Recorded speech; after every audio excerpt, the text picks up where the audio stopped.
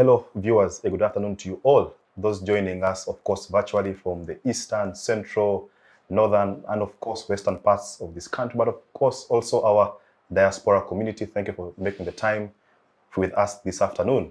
Well, not so long ago, I think about 2 weeks ago, the Auditor General did present a report to the Speaker of Parliament as mandated by law. Now, the procedure prima facie would be that the committees of Parliament, precisely those that deal with accountability, PAC, COSASE, and the one of local government, are supposed to scrutinize the issues being raised in this report and make, of course, recommendations before the floor of Parliament. But we know that the Parliament has adopted an omnibus bill to really put all these reports at once and just really adopt them without further scrutiny. But also later on, the issue and the saga around the National Social Security Fund, that we have seen contentions between the Cabinet Minister, Honorable Betty Amonga, and of course other crucial players therein. Well, that and much more on this episode of the Youth Roundtable. And like we always do, we bring you distinguished panelists, and it's now my pleasure to introduce to you this afternoon. The only lady on the show is the Vice Chairperson of the National Youth Council, Dr. Esther Nankya. Thank you for being here. You're welcome, Comrade Kidega. How do you feel? I feel good to be part of the show. I cannot wait to discuss more about the issue we're going to talk about. Yes, and yeah, I'm happy to be invited once again. Thank you very much. And Isaac Kwagala, a civil rights lawyer, is a face that you've seen on this show before. He is a regular on our Youth Roundtable. Isaac, many thanks for sparing the time to be here. Thank you, Ndugu Kidega. Yeah. Always a pleasure. Yes, thank you very much, Isaac. Next to myself is, the first name is very complicated. I will just allow you to mention it. But yes, Joseph is the name. Joseph is a guild speaker at Busitema University. Joseph, thank you for being here. It's a pleasure, Comrade Kidega. Yeah. It's my first time to be here. And to viewers, please, it's a pleasure talking to you. You know, it's a delightful moment to be here. As I always tell people that there's nothing better than serving your country. Yeah. And being here, I mean that I'm going to add a brick towards the prosperity of our nation. Thank you. Thank you. How do you pronounce the other name? Yes. My name is Tugonzaruhanga Joseph. Tugonzaruhanga. Okay, yes. Wow, very interesting. Thank you. Ndugu Isaac, as we delve into the issue of Parliament adopting an omnibus bill, Parliament this week on Monday took a very crucial decision that censured the State Minister for Lands, the Honorable Pastor Namuganza. I don't know, even as we delve into the omnibus bill rather, what does that decision of censuring a minister have to, or what implication is it? Just as a teaser for the show. Thank you, Ndugu Kidega. Once again, I think the overreaching implications of the decision is that now it puts the appointing authority, who is the president, in some sort of difficult situation, because now he has to appropriately take action on the decision of Parliament, either to approve it and therefore set in motion the now eventual ejectment of the minister from both Parliament, that is on the front bench, but also eventually in cabinet. Now, for me, I will not really interest myself so much with the subjective motivations of why Parliament had to take the decision, because it appears that it's largely, a personal fight as between the minister and the speaker. However, what matters is that due process is always followed before such decisions are reached and effected, because like you've highlighted, it has far-reaching implications, both for constitutional governance, but also for executive responsibilities. Therefore, it is not a matter that Parliament should consider lightly. Parliament, especially the relevant organ that is, mandated to enforce discipline, because when you look at the charge sheet and the allegations leveled against the minister, the substance is that she acted in a manner that, brought disrepute to Parliament. They even accuse her of character assassinating the personality of the speaker. So some of these things, I feel that they are constitutionally protected. These are rights that are guaranteed by the Constitution. So I do not know if that extends to also us, the members of the public, that we should not be seen to contradict, positions of the speaker, or for that matter, Parliament as a whole. So I think this is the real issue for me. If Parliament wants to conduct itself in a manner that, insulates it wholly against any sort of criticism, and the people that head the Parliament, I feel that it's a very huge affront on our constitutionally guaranteed rights as citizens. The Honorable Minister, Namuganza, is a citizen. Therefore, she has the equal protection and entitlement like the rest of us. So, to me, my biggest, I think, take away from that entire process is that Parliament should always be keen to respect the individual liberties and freedoms of all citizens, regardless of their title. But also, most importantly, it should always follow the due processes that lead to these outcomes, because they have far-reaching implications on the rule of law and good governance in our country. So it now, waits to be seen what the president's attitude on the entire matter is. Because eventually, as we read from the case of Sam Kutesa, this is a prerogative of the president to appoint, ministers. Therefore, if Parliament is dissatisfied with the performance of a minister, that is within the realm of the Parliament. But the minister can still attend cabinet outside the confines of Parliament. So we now still have to wait to see if the president will intervene in this matter, either to mediate it at that level, or he will proceed to approve the censure decision of Parliament and eject Honorable Namuganza from the cabinet. But for me, I don't feel like Parliament should be seen, to be utilized as an instrument to mediate vendetta between the speaker and other members of the legislative arm. I think that's a very huge indictment on the reputation of Parliament itself. Well, thank you very much, Councillor Isaac. Esther, let me just get to you, Doctor. Because, and like Isaac has ably mentioned, you look at the reasons behind the censure of the Honorable Pastor Namuganza. Then you compare these reasons with what led to the censure of the likes of Jim Muhezi and Sam Kutesa. The reasons back then was that there was evidence beyond reasonable doubt of misappropriation of the Gavi funds, all right, which was meant to really, I think, address issues around AIDS, I think AIDS or something like that. So there was clear evidence, but also the matter for which they were being indicted was a matter of national importance. Now, you compare that with the reasons being put out, like Council has alluded to. Is there degeneration of our Parliament generally? Thank you, Comrade Kidega. Actually, I wanted to add before you came to me, not knowing that you're actually coming to me. The issue is the reasons behind the censure for sure. Some of us who want to see our country progress actually are getting disappointed in what the Parliament of Uganda is presently doing. Because we are seeing this as a personal fight between the Speaker and the Honorable Minister for sure. There are very many ways they could try to drive her back to maybe improving her manners or being disciplined. I think they would find a better way than probably bring the entire house into that chaos, causing division, and then censuring someone over issues that do not concern us as taxpayers and as Ugandans indeed. But then it has already happened, so we are looking forward to seeing that. Actually, we are calling upon Parliament and its leaders. It is high time they started doing what they are supposed to do.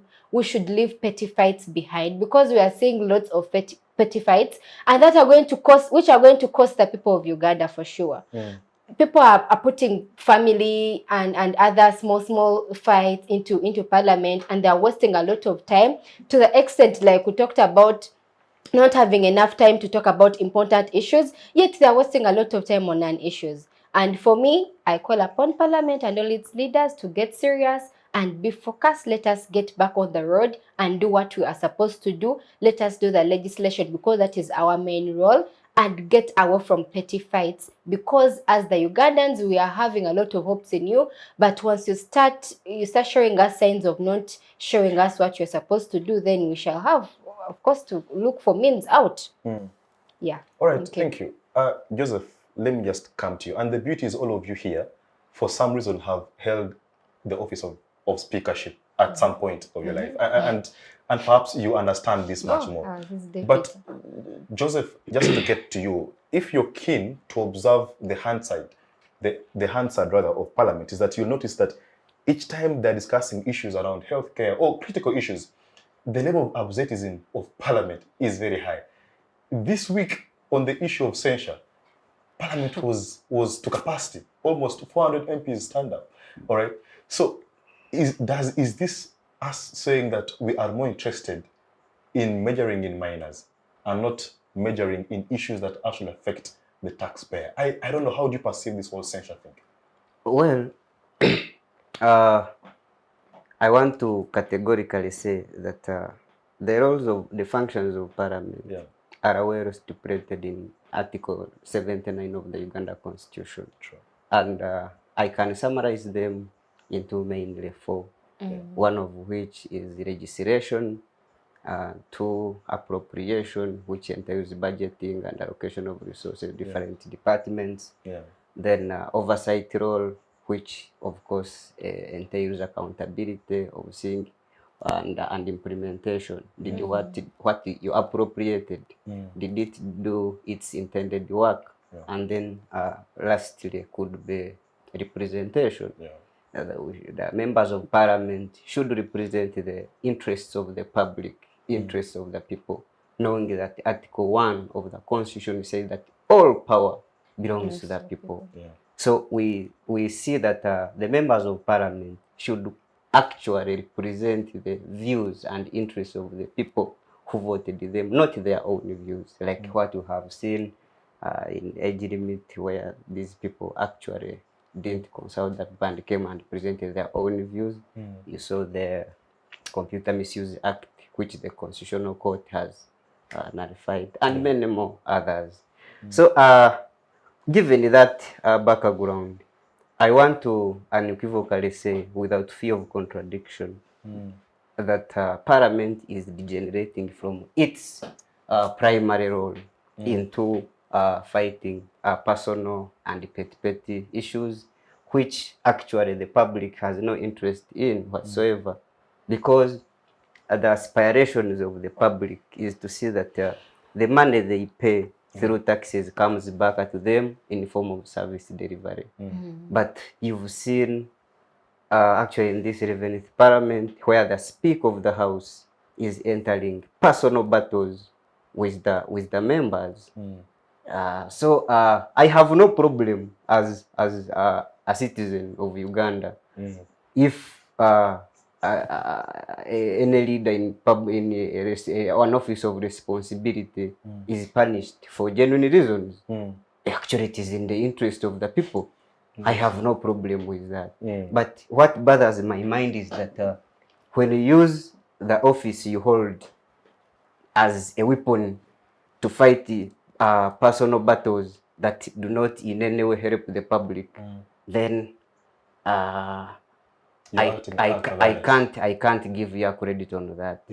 So I want to urge all members of Parliament and all other people who hold offices of responsibility to know that once you are there for a purpose. Please play it. Parliament is a public place. The aspirations of the public actually lie almost entirely in Parliament. So our happiness as the public is to see actually the composition of Parliament full on matters of national importance. But if there is an issue to debate that directly concerns the public and the Parliament is empty, and then when it comes to these baseless battles, the Parliament is full, then I will say that we are heading into a tough time. We are in a doomed society. Thank you very much. Thank you. This is very amazing. Senior Counsel Isaac, as we evaluate, and of course, Joseph has ably given us the roles of Parliament as per Article 79. But the issue of accountability and oversight, the Auditor General's report is not going to be reviewed. Issues that are being mentioned there, issues around misappropriation of public funds, issues around corruption, are never going to come to the limelight. So what do you take of the decision by Parliament to adopt an omnibus bill? Well, knowing that this isn't the first time the Honorable Nandala Mafabi moved a motion in the 10th Parliament where an omnibus bill was adopted. So was that bad precedent that we are following?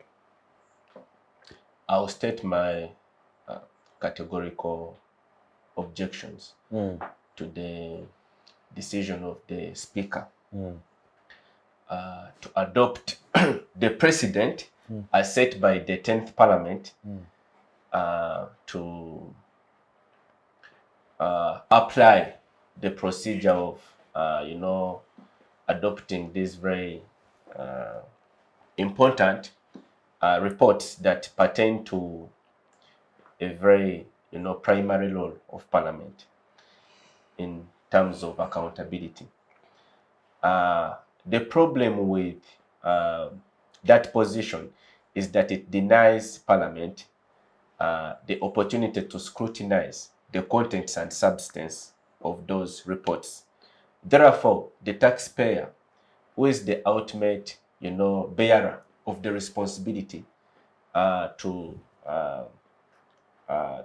facilitate Parliament to do its role, has no value for their money. Because as a taxpayer, our principal objective is to ensure that Parliament, through its relevant organs, comes to our aid. It should aid us to achieve accountability for the money. So, to me, that's a very unprincipled decision. I think the Speaker should consider strongly a mechanism of revising it. Because I understand the precedent was set out of the desire to maybe conveniently process these reports and achieve Parliament to not have a very heavy backlog of reports. But the problem again with that is that if we are not able to examine the raw substance of the reports, we are denying our country progress. We are denying our country the benefit of, redressing some of the wrongs, holding people accountable for their mischief. Because, as you are aware, reports like the Kosasa report on the crisis in the Uganda Airlines, it is so important. It has adversely implicated certain personalities whose, participation in very, criminal enterprise is well documented. So what happens to them? These are people that should be the subject of now, the judicial processes and systems of our country. The police, the Director for Public Prosecutions, the CID, and also, to a great extent, the judiciary. But what happens? Are they going to walk away scot-free?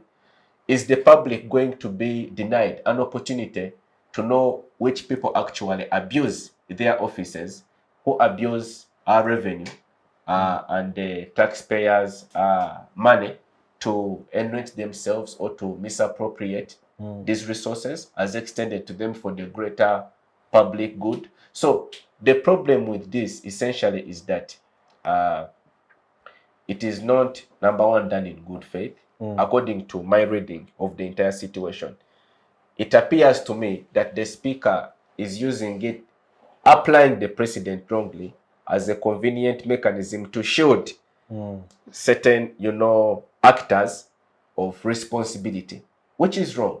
Because that means Parliament itself is undermining a core and primary responsibility of holding people accountable for the resources, the national financial resources.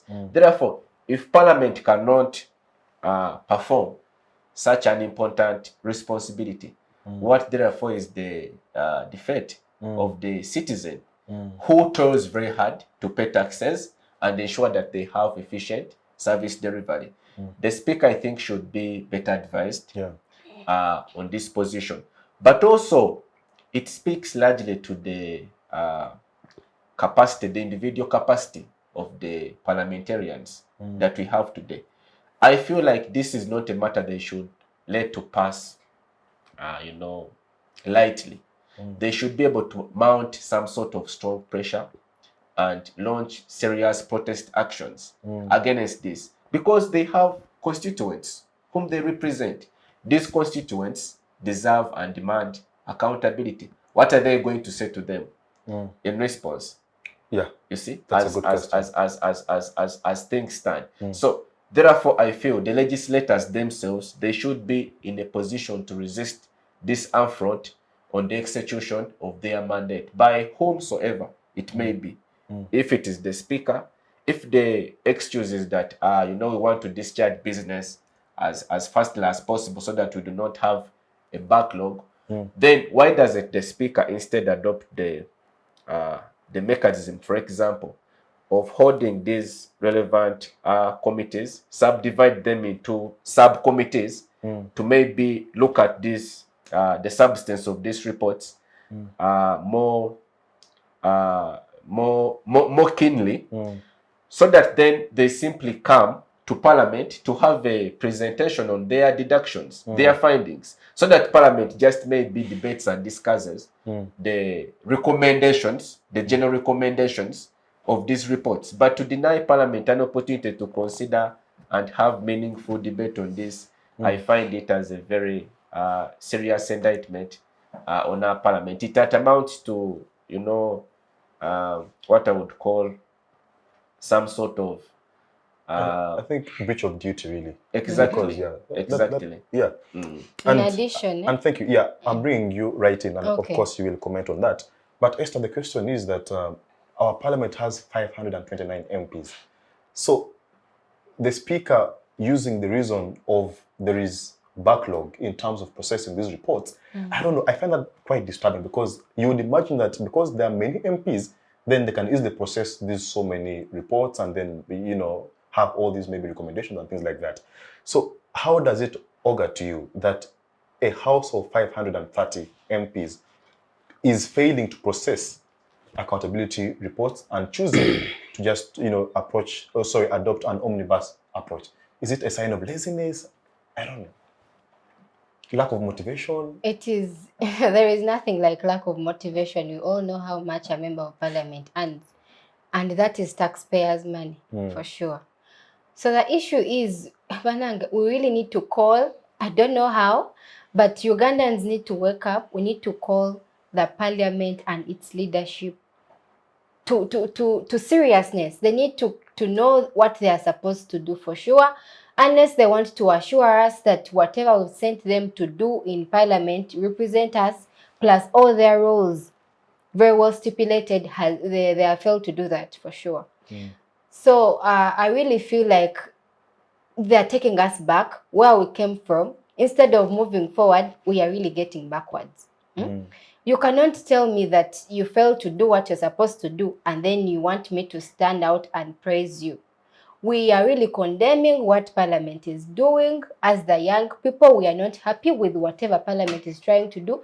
You cannot tell me that the major problem that is affecting Uganda is corruption, and you cannot find a solution when you're supposed to, and it is your mandate to follow up every penny that a Ugandan pays for sure. The reason why our country keeps on borrowing all those trillions is because I want to fund some of those projects that they feel can take us forward. But then it is the role of Parliament to follow up, to budget, portion what has been borrowed, and then follow up. Now, how can you tell me that you have failed to follow up what has not been done and advise accordingly for sure? Unless you're telling me that we are not on the journey of trying to fight corruption in our country. Otherwise, it is high time that the speaker and the entire parliament got up and started doing what they're supposed to do. Otherwise, Ugandans are not happy at all with what is happening in parliament. You cannot tell us to pay all, whether things are going high. You buy a bar of soap at 7,000, you buy a kilo of sugar at 4,000. All that extra money is being paid by our wananchi down there in the village. Even Bambi rarely takes didn't have electricity, rarely takes salt, rarely takes sugar, but now all the funds are collected for you as a parliamentarian to simply budget and follow up, and you're failing to do that for sure. I call all parliamentarians to order. Let you come out and do what you're supposed to do, because we are not going to keep on passing bills without even discussing them. You have a role. All of us who voted you into those offices, we have a role. You have a, for it is that we entrusted you to have that role. Be able to find out what has gone wrong. Be able to follow up on the funds of Ugandans, those poor people who are paying all that money and it is being wasted. It is being eaten by a one rich man who thinks that the entire country belongs to him. And your role is simply to follow up and see how best can we improve. You get? And then it's happening to be really hard for you. So the thing is, for us who really follow up these issues strictly, feel like it is a disappointment on our part. The speaker cannot actually come out of the blue and tell parliamentarians that they cannot look through those reports, have them discussed, have the MPs put in something, have recommendations, and then they get passed when we are sure that every penny of a Ugandan has been followed to the dot. You get? So basically, all I have to say right now is Parliament and the Speaker plus the entire leadership, please come on board, stay focused. We are looking at you and you will be accountable to us. If at all you don't want to do your role, simply tell us and we shall find our way forward. Otherwise, we are disappointed in the way things are really done. From petty fights, we're giving a lot of time to petty fights and important issues are not discussed.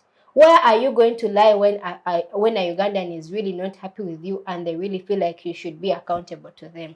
So I call upon them and I caution them to take action and do what is supposed to be done. Otherwise, we are not going to sit down and allow you let the issues like corruption go on without you doing anything about it. Yet it is your fundamental role as a parliamentarian and the entire leadership.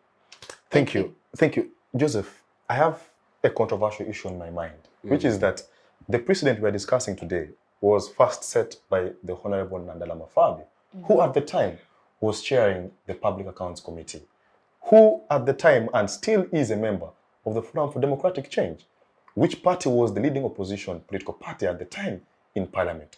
So it is disturbing to me that an opposition political party that is meant to hold the executive accountable was the one saying that, no, guys, let's adopt this report entirely. So I don't know. I find it quite peculiar because you would expect the opposition to be interested with issues of government institutions and accountability. So I don't know, could you help us understand, maybe there is a gray area there, that it was set by an opposition accounting committee of parliament? Thank you, Mr. Kidega and colleagues. I would really wish to discuss this issue directly from first principles and say that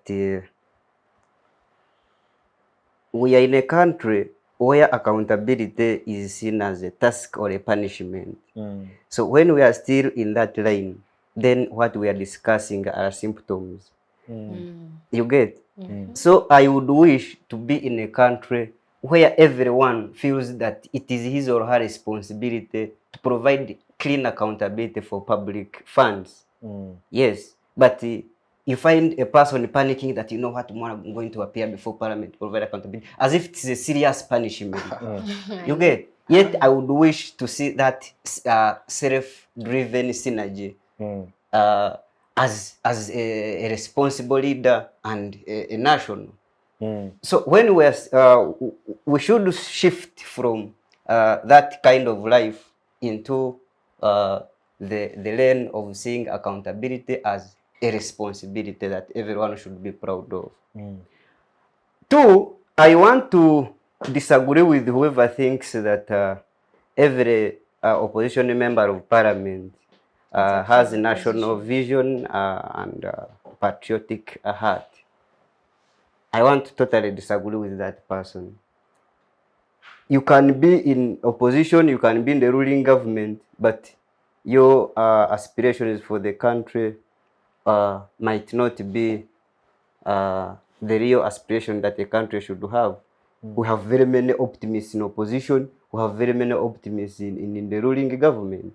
So for me, I also asked myself when I interested myself into following the Omnibus bill, and I found out that it was first tabled by an opposition member of parliament. But me, I have no problem with that. Or I call upon people. Okay, does that justify the reason as to why Ugandans? Okay, could that be among the overarching reasons as to why Ugandans said, you know what? Because of the way we are seeing you guys, we think that the National Unity Platform would offer us a better, accountability system. Well, do you think such decisions could have costed them their political space in this country? Not really. Only that me, I would not wish to sound so confrontational, but remain factual in this. In a country where corruption has been actually allowed, because I was one time watching the president, it's on record. Even if we got to check, we shall find it. He said, I have been tolerant to the corrupt, but my son, General Muhozi, will not tolerate them. So if a head of state can reach a level of being proud of accepting corruption in the country, and then we come here to pass the Omnibus bill, then it will be the last nail in the coffin for the aspirations of the public. So I would say that, you see, Omnibus bill, let me first bring maybe the legal perspective of it. We have Article 163 of the Constitution that gives the Auditor General the mandate to audit all accounts of public offices and present reports in the year preceding before Parliament. And Parliament is given 6 months to scrutinize those reports independently through the committees. You know, the supreme law about this matter, the realization of the supreme law in this matter is seen in the rules of procedure of Parliament, and you know that the Parliament works in form of committees. So Omnibus, even if you go in the rules of procedure in anywhere in the rules of Uganda, the Omnibus bill is not cited anywhere. It is taken as a matter of convention. Yeah. You get? So, me, I would say that in a situation where our country ranks high in corruption, where people are stealing public money openly and without anyone talking about them, if we pass the Omnibus approach of debating bills, then we are like actually giving them a pathway to waste more money. To eat. You get? Because culprits of corruption are going to escape because now the Omnibus bill, you know, it packages. You can see maybe Park Central, Park Local Government, Kosasi, all those reports can be packaged into one report and passed as a single vote in Parliament. That's right. So you're going to find out that a lot of money in billions is going to be lost in any way that's not understandable, and you find that the culprits are not will survive proper questioning, will survive prosecution, and so on. So I totally vehemently disagree with the Omnibus bill, because if you have been doing badly in terms of accountability and corruption, when you have been in this way of debating in Parliament, then what about when we go Omnibus approach? Lastly, Article 164 of the Constitution, of course, talks about accountability. Yeah. So that being the supreme law, accountability is mandatory. Yeah. And Council said it very well that scrutiny, that's a word that you cannot just look at lightly. Yeah. There should be rigorous scrutiny of reports from the Auditor General's office independently through committees. You know, when the Auditor General presents them through clerks to committees, they go to committees. Now, what's beating my mind is one. Look at the Auditor General's office and look at the membership of each and every committee. For instance, Kosase, COSASI it has 26 members of NRM, 4 members of NUP, and some other members from different parties, making a very big number. Do you think actually you can find only one committee having more staff than the staff that's in the Auditor General's office? So what's beating my mind, as I have told you, the issue is not backlog and what and time management. The issue is there synergy within the committee? Is there that self-driven commitment? Because if I was a chairperson of a committee and I have all those big number of people, I would maybe divide them into multiple subcommittees to handle specific reports.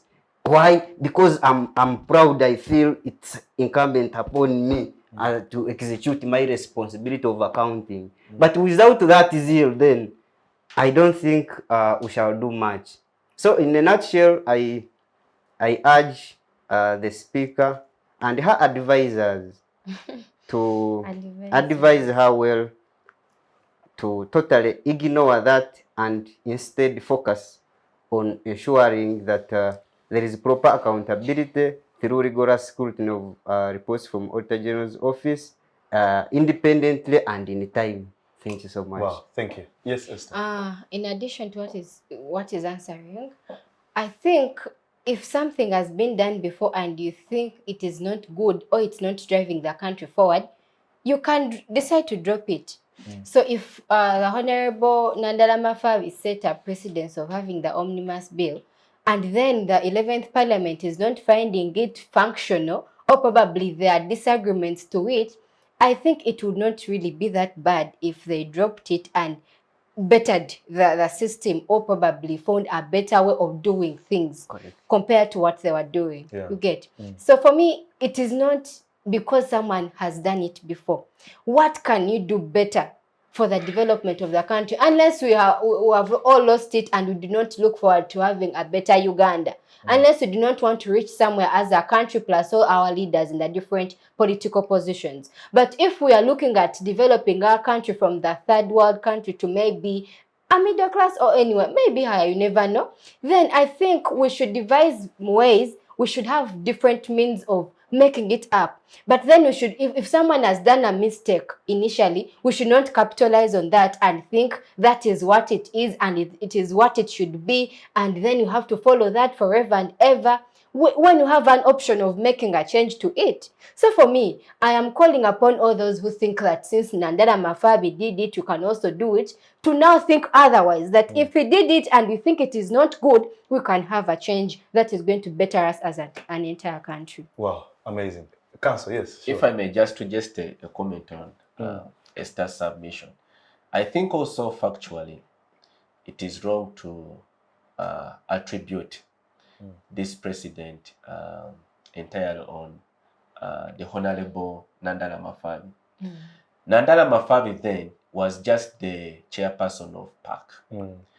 But you see, it is within the Speaker's purview and range of responsibilities to guide the House on how they are going to process these reports and then, facilitate a mechanism of accountability to the ordinary citizen, who eventually is the taxpayer. So, therefore, for me, I would not, subscribe to the school of thought that the president was set by Honorable Nandala Mafabi. He could have been then the one with the responsibility to present the report, but ultimately it was the Speaker's call or decision.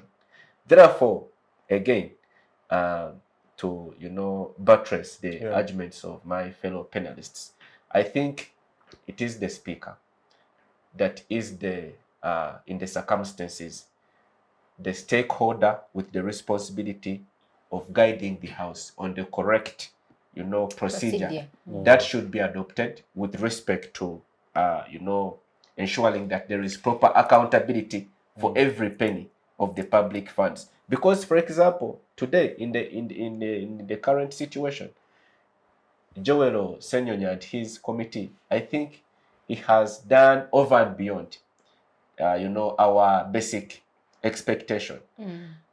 But you see, when you examine the circumstances surrounding the processes of accountability, you realize that there seems to be a very vigorous pushback by the speaker herself. She seems to be the actual person that is resisting the process of accountability. So you, as a citizen, you're just left to imagine all sorts of things. So if Parliament, through its relevant organs, the committees, have proceeded to discharge and deliver on their mandate, there is a report. Why is the Speaker so much interested in not having the report presented before the House for scrutiny and debate by the whole Committee of the House, which is the total composition of the House, so that then we have clear findings and conclusions on the way forward?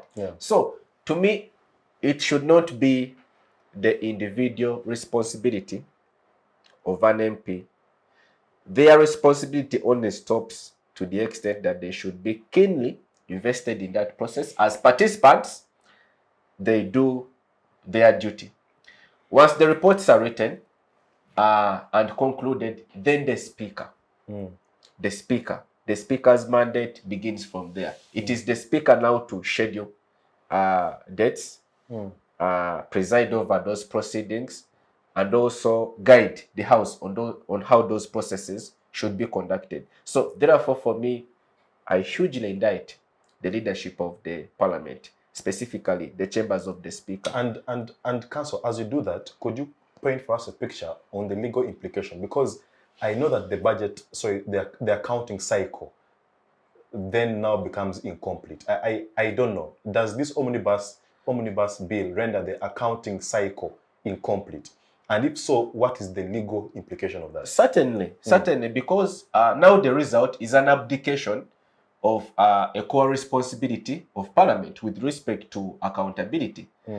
If there is no process that furnishes the taxpayer, the citizen, with accurate and correct findings and conclusions of how money has been, public funds have been utilized over a given period, let's say the last financial year, then it becomes very difficult for us to be able to make an assessment of what critical areas, for example, of public service that we should be able to focus on and improve.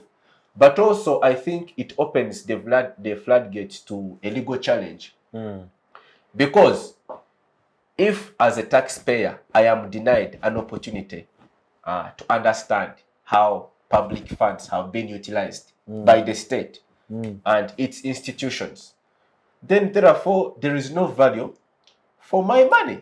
Because that's an entitlement that accrues to me on account of me being a citizen. That's a civil right that I should be able to enjoy.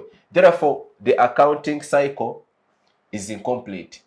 Why is it incomplete? Because up to this point, we are not going to be able to tell with certainty how these resources have been expended. By who? If there are gaps, what is the cause of the gaps? How can we cure the gaps? If there is, for example, mismanagement, or there is a criminal element somewhere that has been pointed out in the findings, who should take the ultimate responsibility for such actions? The reports, like I said earlier, implicate adversely individuals. They are there. So why shouldn't these individuals be, for example, the subject of prosecution? So that then the public can have confidence in the institutions of government to promote and push for accountability.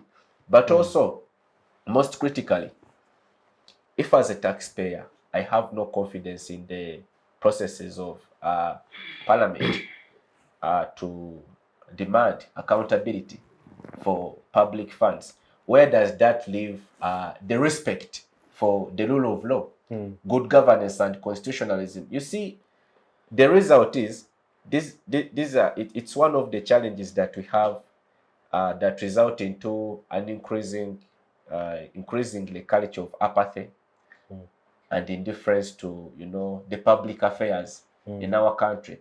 So therefore, we have a strongly demobilized citizenry, very frustrated with governance issues, because they know that the institutions that are charged with those responsibilities are not doing what they should do. They have abdicated their roles.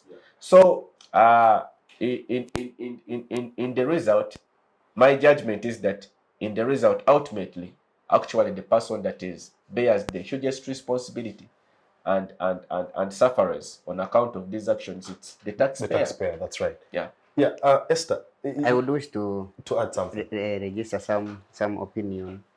I've seen a casual way of handling reports where you find a minister appears before Parliament, maybe, in Auditor General's reports and those reports that come from committees to be presented before Parliament have recommendations that which recommendations should be implemented in the stipulated time frame. But you find a minister comes there, promises that, you know what, within this period of time, I'm coming back to report about the results of implementation. The minister never comes back and nothing is done. So I hate talking without giving my recommendations.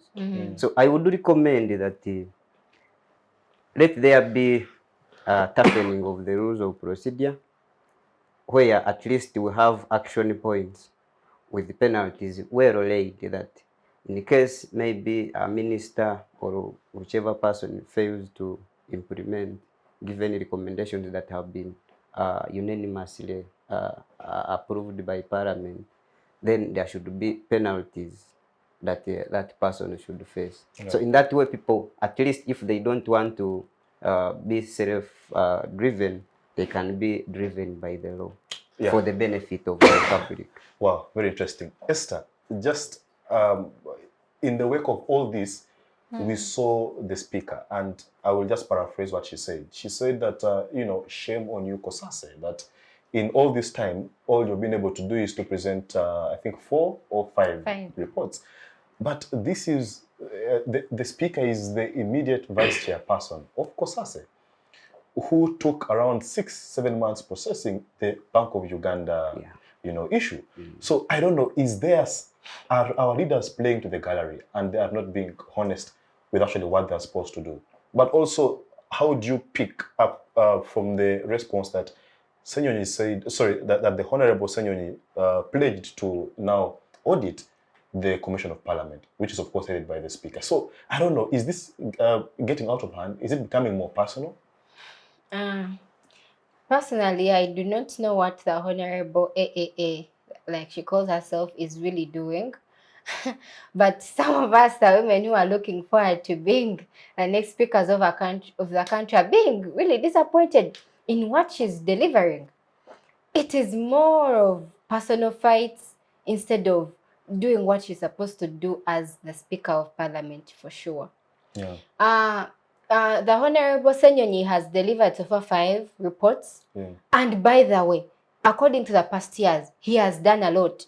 Because formally, 1 report has been always submitted per year. I read somewhere some report is being submitted per year. And the fact that he's even bringing in 5 already, it is a thumbs up for him. He has really tried to do something.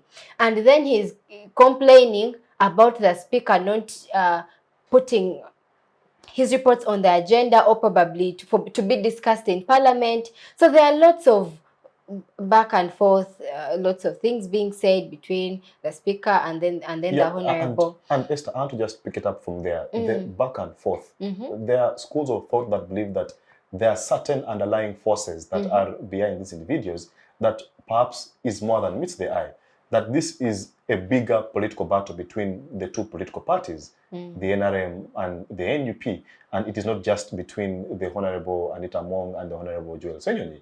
So do you think that in what we are seeing, it could be orchestrated or motivated by a bigger political party influence, or it is purely personal? Okay, this seems to be personal. I don't know why. Probably given time, we shall get to know what is really causing this.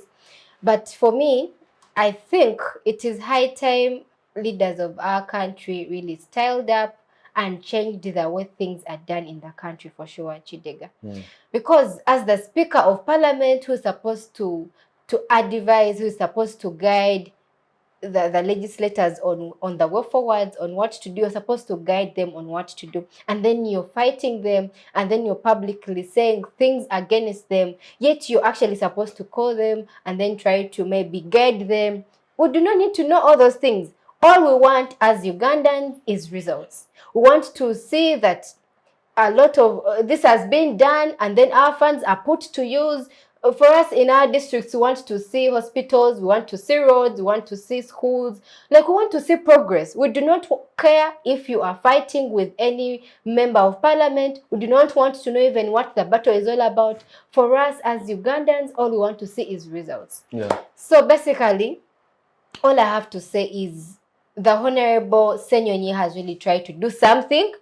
He has really tried to do, presenting fair reports this year. He has really achieved, depending on what the former chairpersons of the COSASI committee have really been doing. And then the speaker being a vice to that committee. If the committee has failed, then it means she has also failed. Because as a vice chairperson, what have you done to see to it that you achieve even more than 5 reports so far? But then, it is high time they came together, agreed on how best to ensure that even the 107 reports be worked on as early as possible and then get tabled and discussed in Parliament, because we are against that omnibus thing, for sure. All right, we are against that omnibus bill. Joseph, as we prepare to take a short commercial break, where does this decision leave access to justice? Because I think either you or Council mentioned that there are certain culprits that have been mentioned by the Auditor General in his or her report.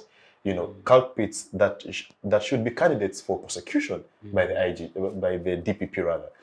So where does this leave Ugandans who are out there toiling to pay their taxes, hard-earned taxes, who would demand justice? That if there is a culprit who is being accused of misappropriating public funds, then the legal system and the long arm of the law should really take its course. So where does this leave the whole issue around justice and fair, I don't know, the whole justice question, where does this leave it for Ugandans?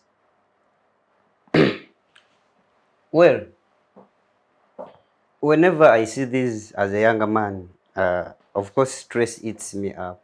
Because I fervently believe that anything inimical to the constitution, because as a supreme law, all the aspirations of the people are vested in the constitution. So anything inimical to the constitution is equally inimical to the people. So the parliament is losing decorum. I don't want to solely blame the Speaker of Parliament. Neither do I want to solely blame Joel Senyonyi.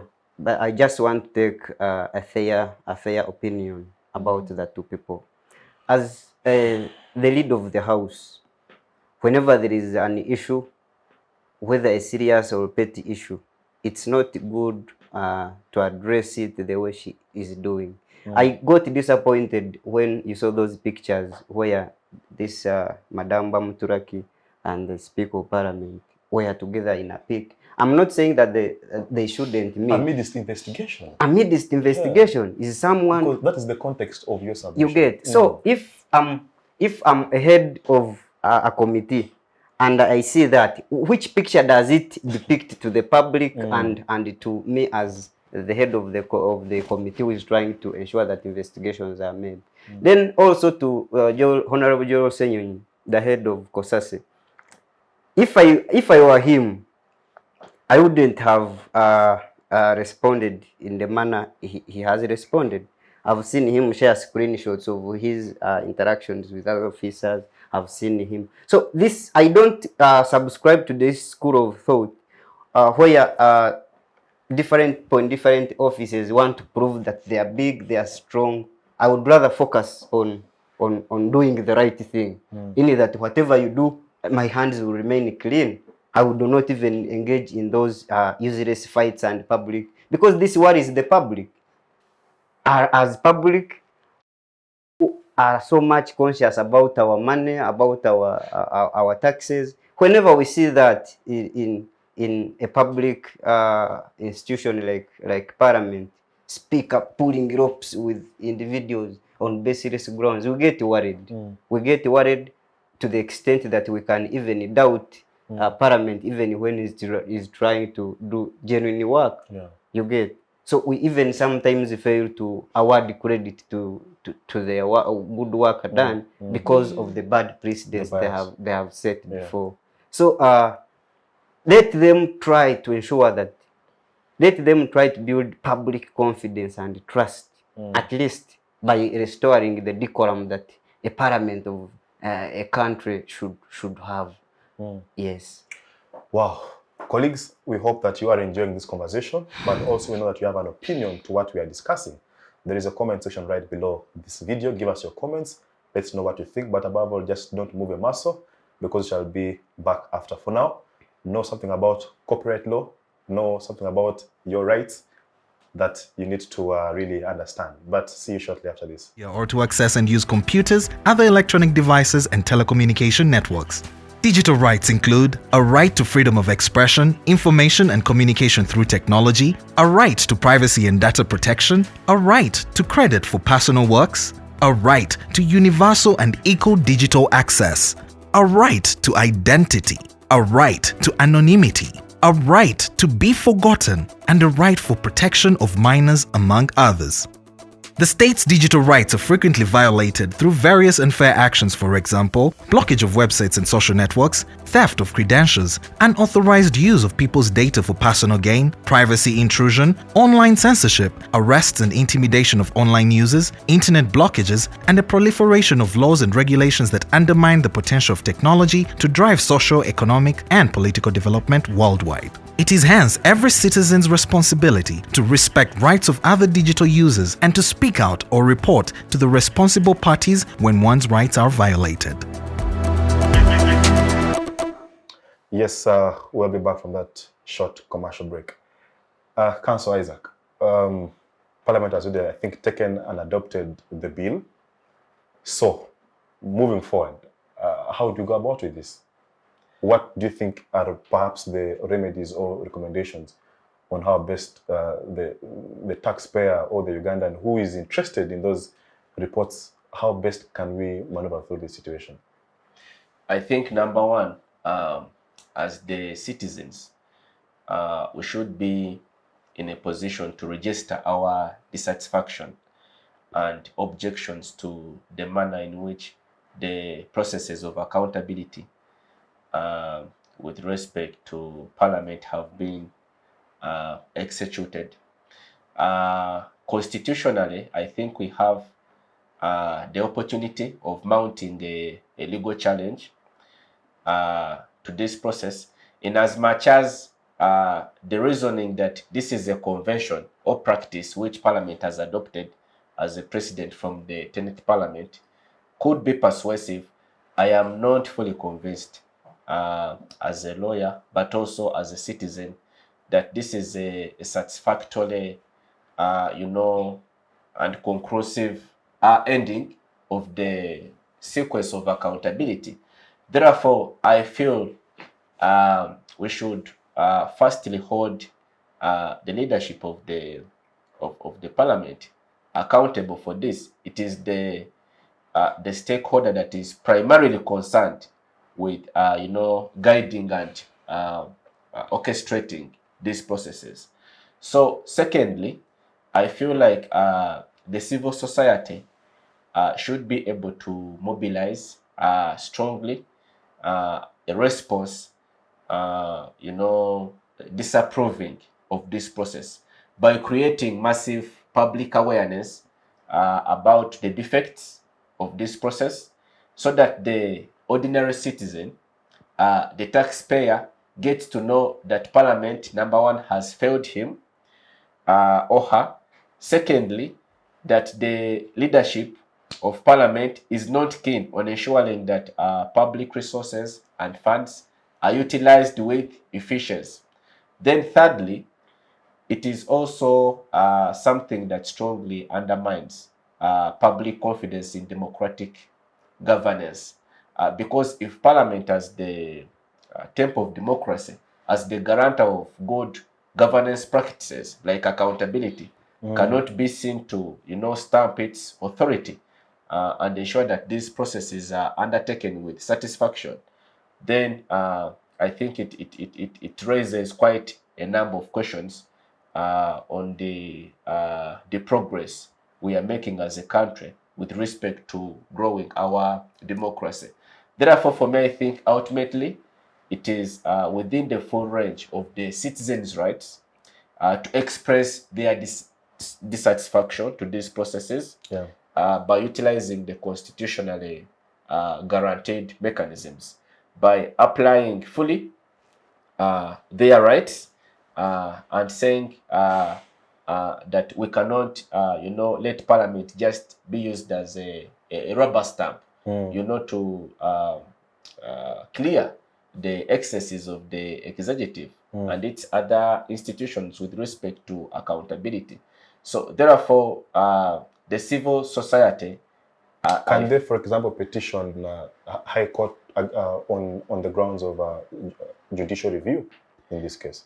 Yes, I think there is quite a credible case, or even for this matter, a constitutional petition, challenging the abdication of the Parliament's mandate on how it has conducted itself all throughout this process, as whether that conduct is consistent with Article 79 of the Constitution that provides for accountability as one of the core responsibilities of Parliament. So for Parliament to endorse a partial, complete accountability process, does that, satisfy the constitutional threshold as provided for under Article 79 of our Constitution? So therefore, I feel those are some of the options that we could explore as citizens. Thank you. Esther, how best can we maneuver through the situation? For me, first of all, I want to call the Parliament of Uganda to order, even if I'm not the speaker. But as a citizen of the country, for sure, it is high time you prioritized what your role, you prioritize what you want to achieve as the 11th Parliament, and then followed up to your roles, because they are very well stipulated in the Constitution. We know what you're supposed to do and how best. There are very many structures that are there to support you achieve it. Plus, Ugandans are also available and free to support you as parliamentarians to ensure that whatever is being done and passed at least is pushing us forward as a country. Because once we get forward, of course, even the citizens will improve, the lives of the citizens will improve. But then it is already passed, and now I call upon the civil society, and I call upon all those organs, all those organizations or groups of people that think can do a good job, probably to see how best you can move forward, or if possible, recalled. Bills are recalled, right? And I don't know those things. You get? They can be challenged. They can be challenged. Okay, to challenge the bill, because surely there are some things that cannot go unattended to. We cannot pass some of the reports without knowing what really happened. Some people should not go unpunished. All the sinners must not go unpunished, for sure. You cannot tell me that you're spending public funds without accountability and you're going to maneuver through and go without being punished. So all I'm doing is call upon all civil society, all organizations, all people to challenge the passing of the bill and see to it that we have a way forward in the line. All right. Thank you. Joseph. Yes. What advice would you give us on this matter? I want so much differ from what my colleagues have recommended. Number one, it can as well be challenged in Parliament. Let the members of Parliament with goodwill challenge it once more, and the legal community, the legal practitioners, please, I recommend that within your means you can try to petition, and we see that like what happened about the Computer Misuse Act, the same can still happen. Then lastly, I so much believe in the voice of the people. because the very first article of the Constitution says that all power belongs to people. But I want to leave this platform when I've not made this statement. I'm very dissatisfied with what government does. Whenever, where peaceful demonstrations have become totally illegal, I have seen very many armless civilians oozing blood from sustained injuries caused to them by the so-called the National Army, the People's Army, which should be instead protecting them. So in a good and democratic country with a demanding population, we would see actually the public peacefully showing their, expressing their dissatisfaction against this. But if this happens, you are going to see what will happen. People will be given live bullets, others will be abducted in drones, which is very dangerous. So that's why any government, not only Uganda, we have seen it on record, governments which do poorly in service delivery concentrate so much on public regulation because they are always very much worried about the outcomes from the public, from the anger of the people. So this the last option, in my view, based on the reasons I've given, may not work because at the end of it, all the lives of Ugandans equally matter.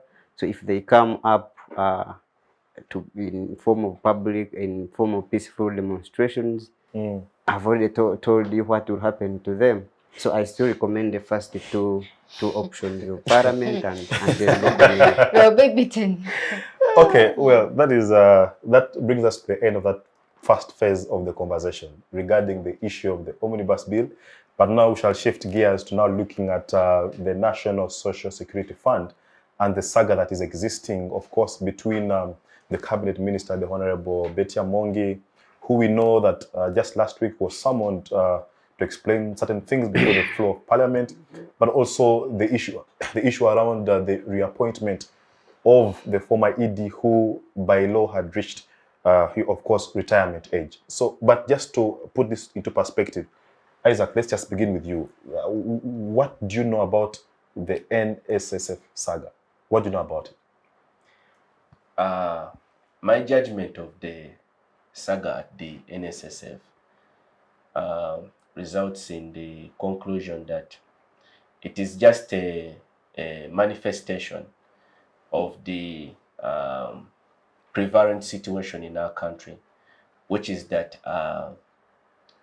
all government, not government, state institutions, for that matter, they are under capture by a small cabal or cartel in the ruling elite, of the ruling elite. So it's now outside the strictures of politics. It has extended to, you know, quasi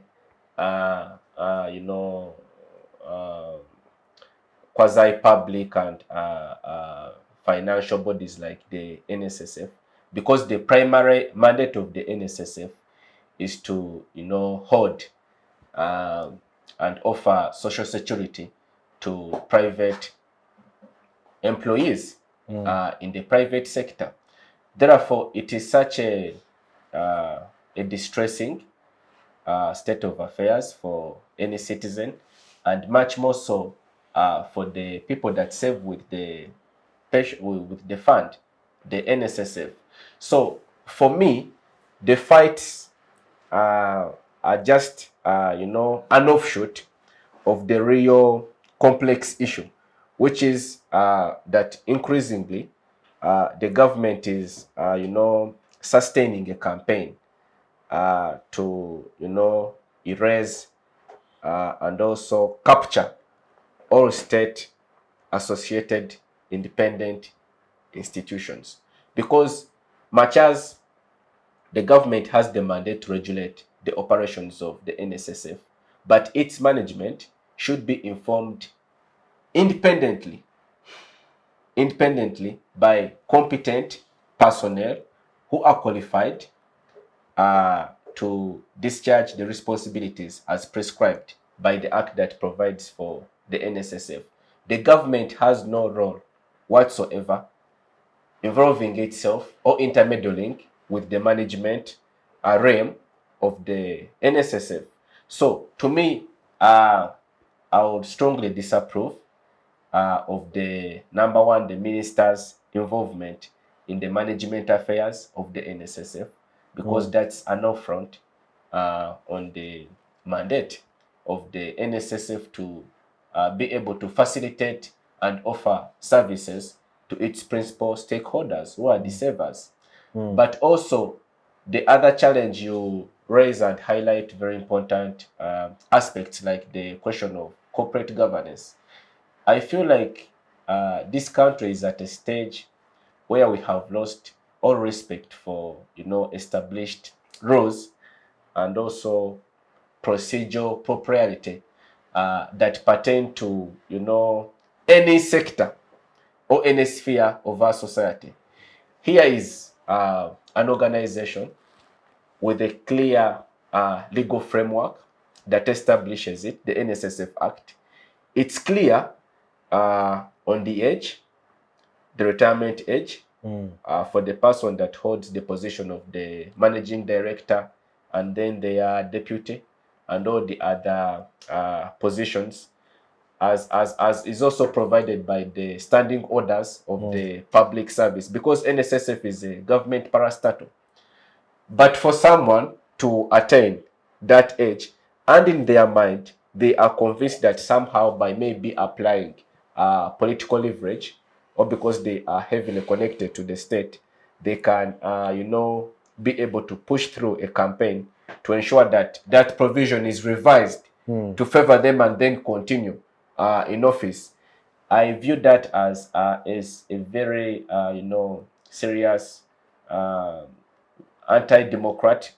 democratic culture, and also a dangerous, precedent that we are setting for us, the young generation. Because then what is going to happen? Increasingly, every office holder, for especially the government parastatals or in public service, you've heard of in the most recent past, a scheme that was busted by NIRA. Government officials, employees of the state, rushing to go and have their age revised so that they can still serve for longer in the public service when their retirement age is clocking. So this tells you that as a country, I think we are critically lacking in two areas. Number one, we have not sufficiently prepared for institutional transition. So you cannot tell me that at NSSF there are no more competent people who can serve in the capacity as managing director, even outside the NSSF. If NSSF were to, for example, advertise and call for an expression of interest for people to replace the current MD, I think we'll have quite an abundance of competent people that can be able to take on that position and serve with distinction. So I do not see how that should become an issue as currently is being represented by the minister. If the minister has the core responsibility of being the regulator, why doesn't she simply state the law as is? That you have clocked the mandatory age of retirement, step away. Let another competent person come and serve in your stead. That should be the approach. It should be that easy. Yes. Esther, let me get to you.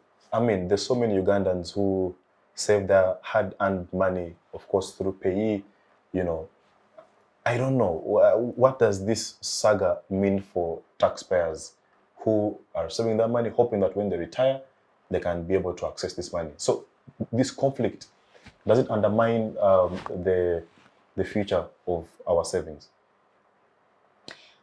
Of course, that is 100% and more sure that the future of our we are not certain about the future of our savings as Ugandans who are striving hard to work here and there and achieve a little, and then it gets choked, remain with a few, and then you wake up the next day being told that you do not have any, you're not 100% sure that you'll get your money that you've been saving all along. But for me, how I'm seeing this entire situation is, I think our country is actually getting back to where we came from. Instead of prospering and going forward, we are deciding to get backward. Because things that must have been, right now we would have gotten solutions for most of those things. Yeah. Things like changing your age, we must be already sure that once you get at a certain age, you're not supposed to do something. And that is it. You get? Like things that must be normal, we're actually now trying to play here and there. And then actually even people who would have helped are playing a role in the same. So each day I get disappointed that I expect to be going forward and looking at achieving better with my country, but then the top leaders are showing us that for us we want to go back to the 1900. Actually, people of the 1900 are even trying to find solutions and drive the country forward, and I'm sure they're going to really get disappointed at the current leaders of the 2000s, who instead of pushing the country forward to see to it that we get to a better level, are now riding us backwards. For sure, the thing is, I think we need to teach Ugandans to be patriotic. I think we are losing the love for our country. It's no longer a country. There is no togetherness anymore. It's no longer a country goal, but it is now individual. We are pushing things at family level. We are pushing things at individual level. We do not care what the country will achieve. After all, I can be able to sustain my family. I can be able to pay tuition for my kids. I do not care if my neighbor can actually even be able to pay for primary school for their kids. So for me, right now, what I'm looking at is Ugandans, we need to get back to being patriotic to our country. Whatever is happening right now, 100% and more shows that we do not love our country anymore, because we do not care about what is happening in our country for sure. If the ED who is supposed to leave and then letting more workers come around and maybe show their expertise, after all, you're not the best, you've not been the first, you're not the last. Let others come and also show us how best they can achieve. After all, we have a goal, we have a vision, we have a mission, we are looking at that. Let someone else bring in their expertise and see how best we can achieve as a country. But I'm really disappointed that our country is really going backward instead of going forward. And I call upon, I don't know who now, you people should advise accordingly, but we need to focus. We need to come back and love our country.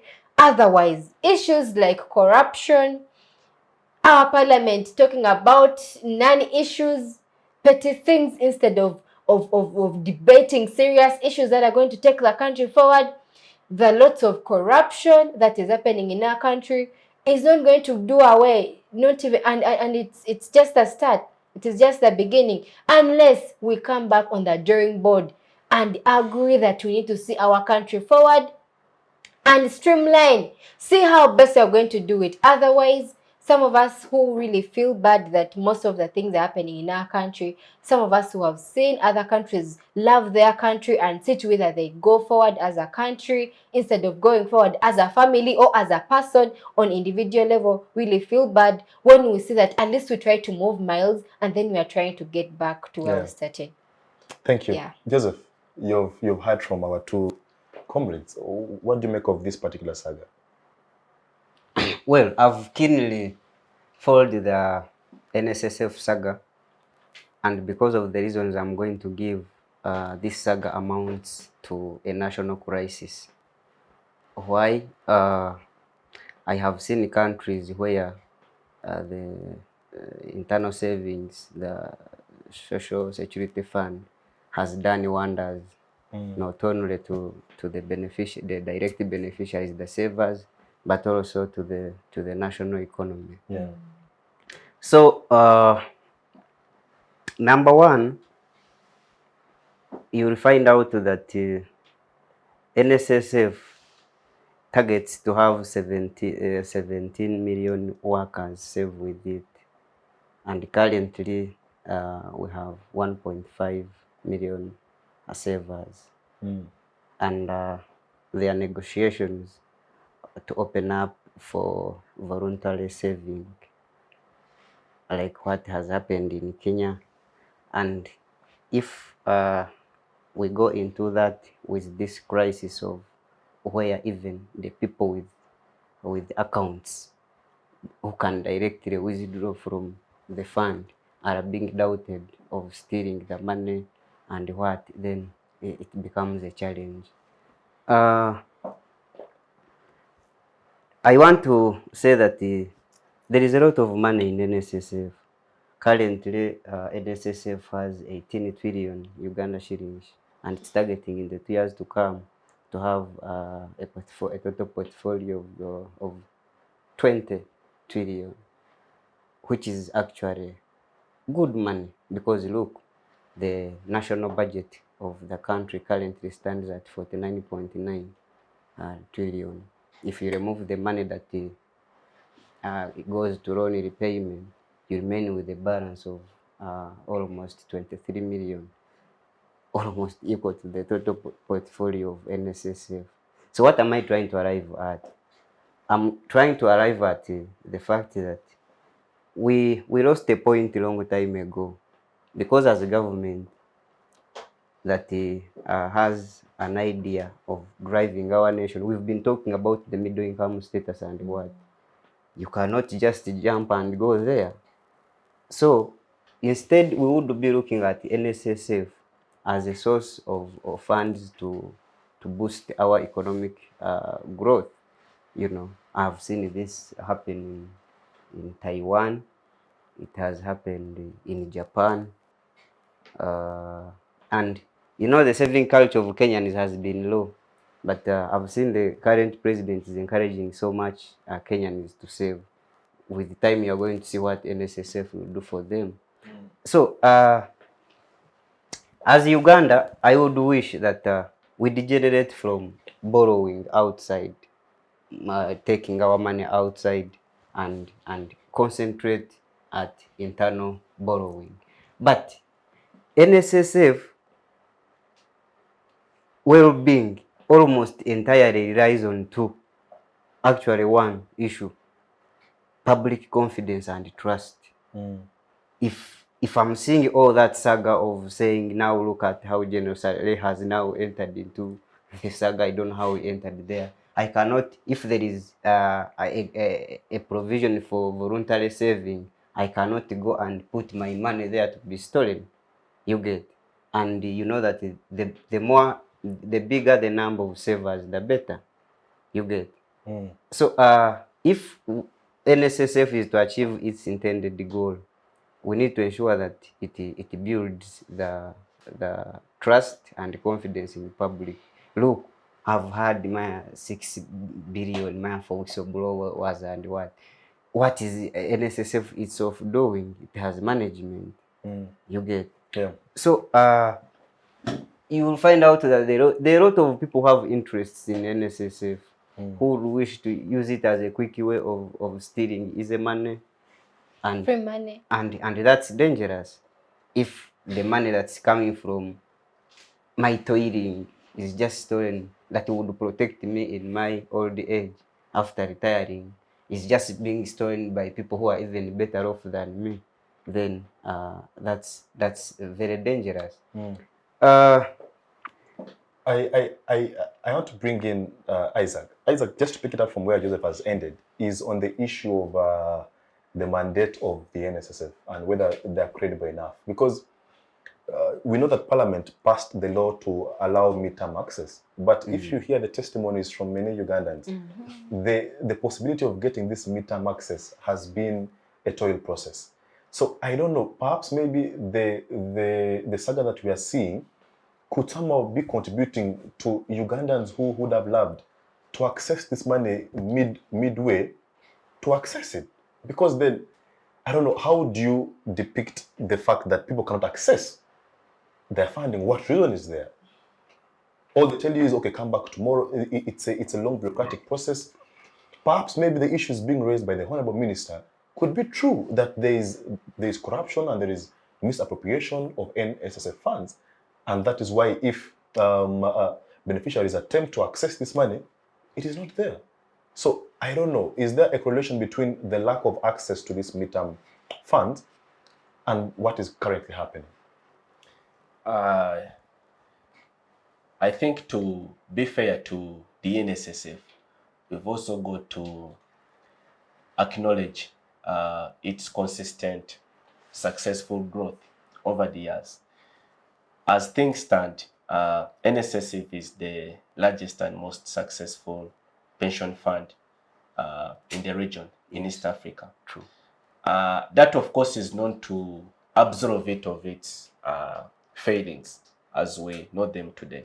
But I think it's also fair that we give them that credit. Now, responding to the issue, if there is a correlation as between the current manifest troubles at the NSSF vis-a-vis the beneficiaries, easy access to facilitate their entitlements, midterm entitlements specifically, I do not, in my judgment, I don't think really there is. However, I think it speaks more to the corporate governance issues in the fund. This is a fund that has been dogged with a litany of scandals right away from its inception. As you know, the office of the managing director of the NSSF is, I think, you could say arguably, it's one of the most difficult to hold in this country. If you're not forced out, you end up in jail for some reason. The current MD has been the subject of investigations previously. He was able to, succeed in clearing his name and then bounce back. But his predecessor is still in jail. The predecessor of the one in jail, they are in exile. The lady, the Honorable Bakoko Bakulu. Then there is another one there. I think he had quite a successful stint, but also towards the end, he had quite a number of issues and they were forced out. So I think the fundamental problem with the NSSF is its management. Because an issue, for example, of making a determination on when to release the midterm payments, this is a management issue. Parliament has done and discharged its responsibility of facilitating an amendment to the law that people should have access to their midterm benefits as and when they need them. And people have placed their requests for such an entitlement. So the question is, why are you then not remitting the entitlement? So this is clearly a management question. So I feel that the NSSF at a strategic management level has failed to live to the expectations of its servers, its principal stakeholders, who are the people that serve with it. So the minister, to that extent, I think they are justified to question the management, the internal management processes within the NSSF. What exactly is the problem? Is it a problem of corruption? Because I've also heard of issues to do with the procurement processes, to do with the Rubowa project. Then there is the pension fund building project here in the heart of town. Then now there is a new saga pertaining NSSF's, desire to purchase Madivan land in Achigarara. It's interesting because NSSF has valued the land at such an inflated figure, 440 billion. According to the official government valuer, they are putting it at a quantum of 240. Then now Madivan himself, he's saying he wants 180 billion for the land. So when you read through the inconsistencies, three parties, NSSF has another value, the government valuer has another value, then the person, the would-be, seller, vendor of the land, also has another value. What does that say? So it goes to show you that internally, within the NSSF, there are so many fundamental issues that management has got to resolve before even external stakeholders can begin to, participate in the processes to be able to resolve all these issues and defects. Yeah. So for me, I feel like the challenges with the beneficiaries in accessing their entitlements as due to them is primarily a challenge of the management, not of any other, not of Parliament, not of the ministry. Maybe the ministry can only intervene to the extent as to compel now management to act and perform its responsibilities. So it speaks to the point my good brother has made here. If the ordinary citizen, the saver with the NSSF, has no confidence and trust that their money is safe, then it's going to undermine, this success, good, beautiful stories that we have of our social security fund. Yeah. And the result will be a catastrophe, because he highlighted also a very strong point that I think I should buttress on. If NSSF is looking at a target of 15 million savers, today we only have about 800 people that actually save with the NSSF. What does that show you? Out of a large pool of 15 million. So there is a huge deficit of about 14 million. And fundamentally, the issue is people have no trust in the NSSF. This is money. So if a person cannot be secure about their liquidity, if they give it to you in your custody to apply and generate a profit in return for them, they're not going to be able to give you the money. That's the result. Yeah. So I feel like the NSSF first and foremost should undertake a process of self-introspection. It should be able to carry out a comprehensive review of all its organs, especially the ones that pertain to its internal management, because that seems to be where the core of the problem is. Good analysis. Doctor, just if you look at the way the NSSF saga is unfolding, you get to realize that the number of savers is not increasing, all right? So what this means is that many Ugandans are absconding from saving. So that then plays to what I think one of you mentioned earlier on, that people will not retire. Even when they reach mandatory age, they will try to keep themselves in the system because they're not, I have not saved, so I don't have an exit plan, all right? So there are the ecosystem cannot be seen just as, okay, you know what, I'm saving my money. It has far-reaching implications. People are not going to retire because they know that they have not saved money. So just paint for us a picture on the far-reaching implications, that beyond just accessing the money, what does the lack of saving mean to someone who is approaching mandatory age and going to retire? First of all, I want to let you know that I think the fact that NSSF has not tried to show the public what it can do with the money of people, and having the trust of the people that yes, when you have our money with us, be sure that your money is there and at some point you'll have it. I think when the Parliament passed that, giving them part of the money midterm, I think that then they would utilize that opportunity to show the public that we have your money. If whoever requested for their money would have been given their money, for the public to be sure that yes, our money is now safe. I can now save with NSSF and be sure that after a specific period of time, my money will be given to me untouched. You get? Yeah. Then there we would actually come and save freely. We would even mobilize ourselves. Let us save with NSSF. You're sure your money will be there. You get? But the fact that the process was elongated, it has a lot of come back tomorrow, sign there, do this.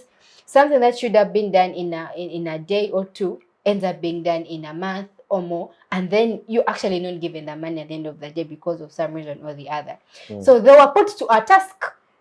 They were put to a test, I should say, to give back people their money, and they failed to deliver. So now, I think you've talked about them not having lots of people, they're having low numbers than they expected to have. It is upon them as NSSF and the entire management So they have to work out a way forward. How best are they going to get the trust of Ugandans to serve with them? Yeah. Surely, Kidega, I would not come and serve with any association or any circle when I'm not sure that my money is safe, is in safe hands, and at the end of the day, I'm going to get back my money with profits or not, or even get back my money exactly. Yeah. So that is what I wanted to actually say. But then, the entire saga for sure has really opened up eyes of very many Ugandans, because we are looking at now what is really happening. We are trying to see that a lot needs to be done to manage the funds of people, because of course people usually take it as an advantage to manage another person's money. It's not that easy. But then NSSF and the entire management should look into ways of bringing on more public people to serve with them, Yeah. and see to them how best they are going to secure the funds of the public people, and then that's how we shall come up and serve with them. Yeah, fair enough. Yeah. Joseph, for those unsuspecting members of society that perhaps will not understand what happens behind the scenes, that when NSSF gets this money, does it invest this money? For example, is it intended for it to grow, or they get the money, keep it somewhere in a store, and wait for you to ask for it? So perhaps you could paint for us a picture, perhaps in hindsight, because I know that you don't understand the processes exactly, but you could help us paint a picture, which is, does NSSF invest this money? If it does, what risks does it run? Because an investment is not a guaranteed returns. All right. So if you invest money of taxpayers in something that does not yield, then what does that mean? So do you think that perhaps behind the scenes the NSSF did invest this money in a business that didn't go well, and therefore when you ask for a midterm access, it is just not there? So I don't know, the whole investment plan, is it there? Well, let me try to respond to your question so comprehensively, and I will build my case from the core responsibilities of NSSF as they are laid. Number one is collection, safekeeping, and in the word safe. Safekeeping. Number three, responsible investment. And in the word responsible. Responsible investment and distribution to the beneficiaries, which in this case is part of the midterm we are talking about. So this saga we are seeing of this one so has stolen this amount of money, and what of course has negative impacts on one of the responsibilities I've mentioned, which is safekeeping. Because recently you see a cartoon with one person down with a cigarette, meaning showing that there is a leakage. Public money is leaking to the thieves. So that actually has detrimental impacts on the safekeeping that is charged, that the NSSF is charged with, the NSSF management. I want also to inform you that 20% of the NSSF's total portfolio is in investment.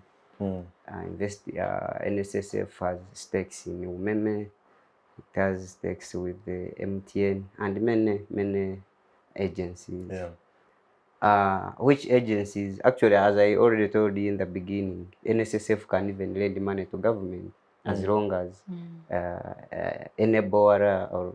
I agree, because what is their value as it stands? Is it 17 trillion? The what? The value of NSSF. Total portfolio is it about has 18. Around there. Currently is 18, but its aspiration is to attain 20 trillion in 2 years to come. So, well, despite all that I've mentioned, the public, the people that do serve with NSSF, holding all other factors, should benefit from their money. So I want to dissect your issue of saying we have 20% of the money available for or mid-term access, but are people actually getting their money as the way they could? Of course, no. Why? It is on record. You've seen this saga, people stealing money. Two, as you've said clearly, you can invest your money responsibly, going through all the stipulated guidelines, but maybe they fail to refund the money with agreed interests in time. Where do you think money will be available for mid-term access? Good. For instance, you have seen how our country is very poor at loan repayment. You recently saw government of Uganda borrowed 2.4 trillion from the central bank. It was very hard for it to pay. I was recently reading the Auditor General's report of 2021-2022. It shows that the current debt burden of the country stands at 86.6 trillion, which is a very huge. So imagine if government went and borrowed from NSSF, it would be very difficult We are to pay not sure back. that our money will And be back. therefore, the money available for mid-term access would be very limited. Yeah. So lastly, I want to say that what you always see in the media and in the news is totally different from what actually happens in reality.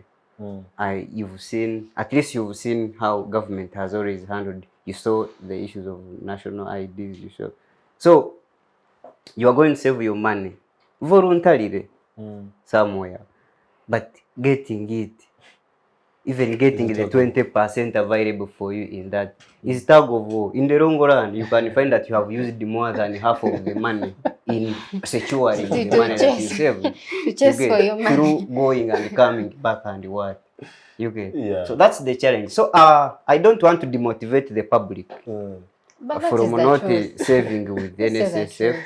Saving is good, but let the government and the NSSF management ensure as much as possible put public confidence and trust at its best.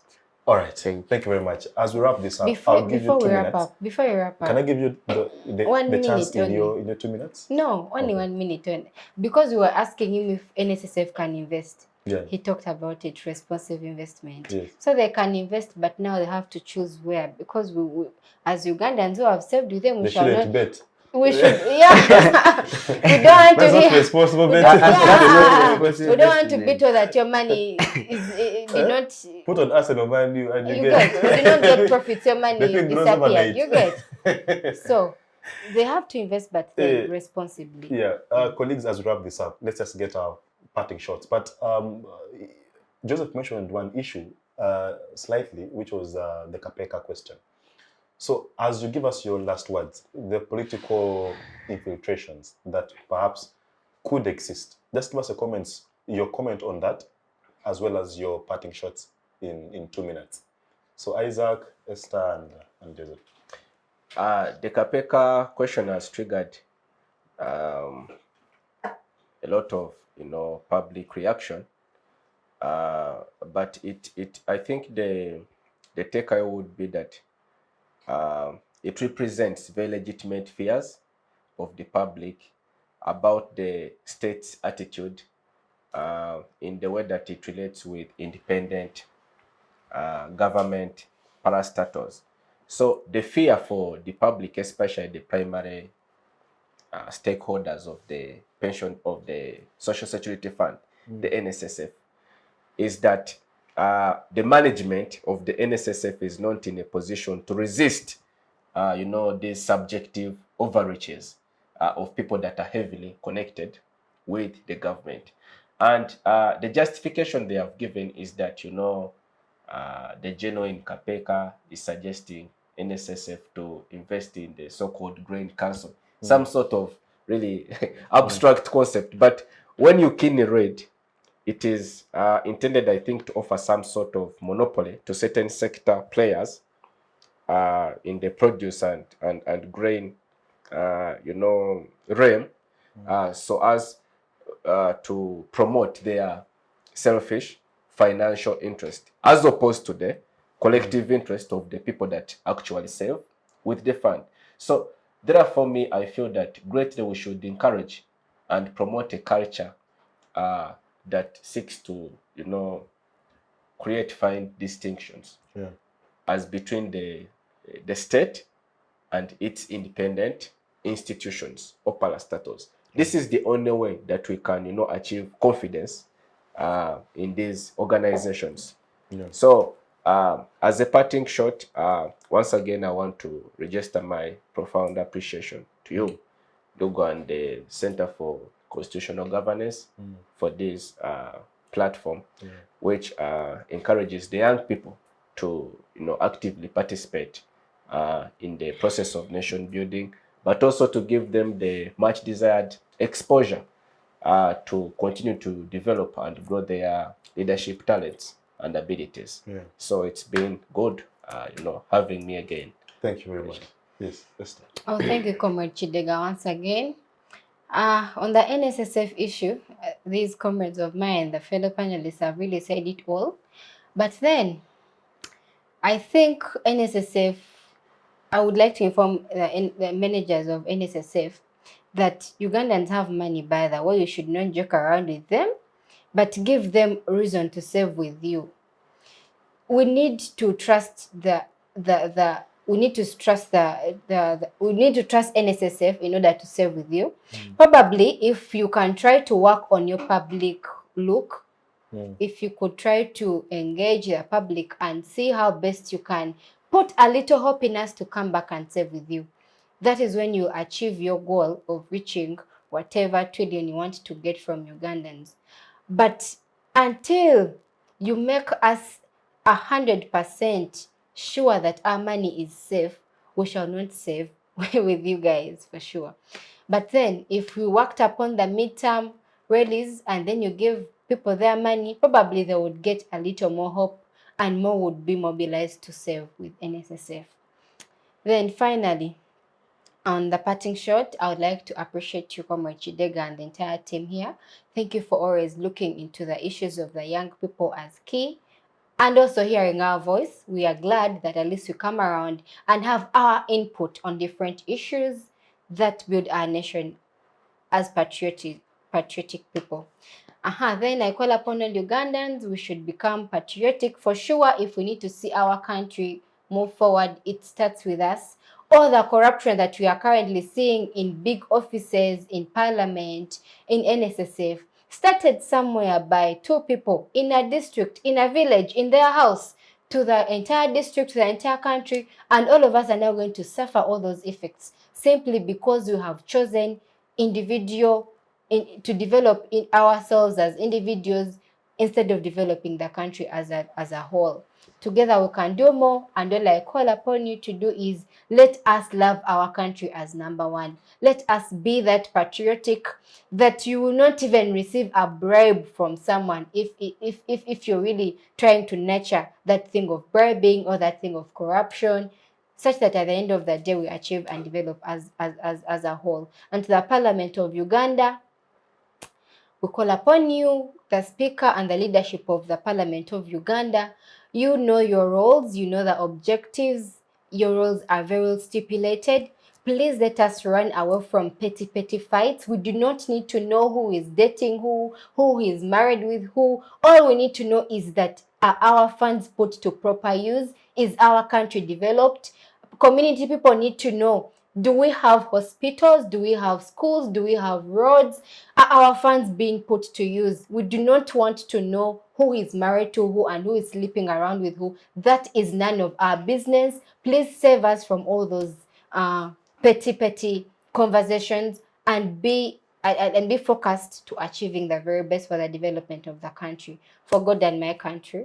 Thank you. All right. Thank you. Yes, Joseph. Well, thank you so much once more for the opportunity given. In my conclusive remarks, I want to say that any state that will do well respects institutions, respects and empowers institutions to operate independently with the independence they deserve.